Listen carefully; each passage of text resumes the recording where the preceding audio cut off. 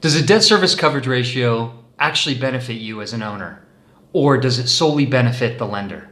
Well, I believe that a debt service coverage ratio actually benefits both parties. And here's why.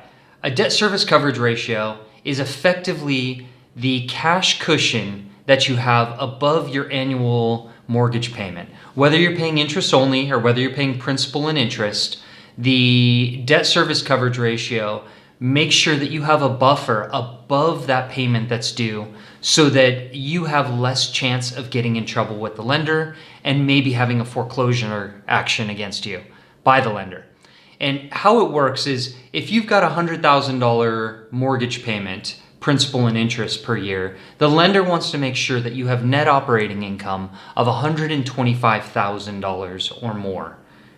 And then they will give you that loan on that basis. And the reason they do that is they want to ensure that your cash flow is stable, that you have durability of your cash flow, so that you don't get into a situation where you either need to come back and get a loan modification or where it gets so bad that the lender actually has to foreclose on the property.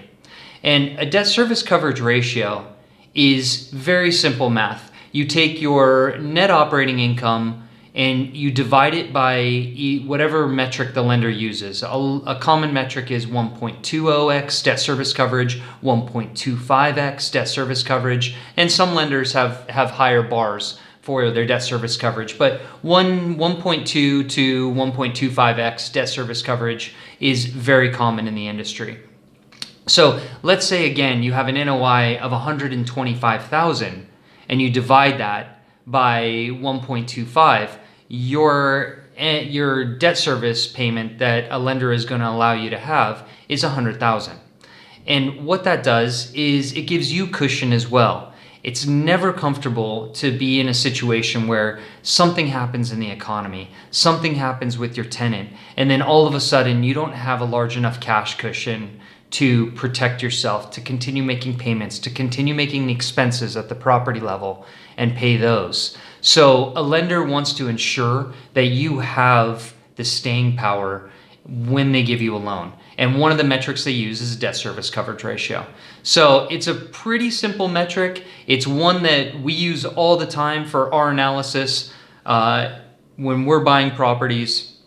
We generally do not go below those thresholds unless we have a real deep value add property that we think we can add value. We may have some serious vacancy and we've got an idea about how to fill it. We may have a renovation plan, but we're budgeting for those. And so when you're looking at the properties that you're investing in, try and understand the durability of the cash flow. Understand the NOI, understand what the payments are going to be for the mortgage, and then make a determination about whether that investment is one that you feel merits the risk and versus the rewards that it will generate for you financially. So I hope you like this video on debt service coverage ratio. Feel free to let me know if we can do a deeper dive in debt service coverage and if that would help you. Also, feel free to take a look at some of the ideas and strategies that we're going to be presenting in the Passive Real Estate Investor membership.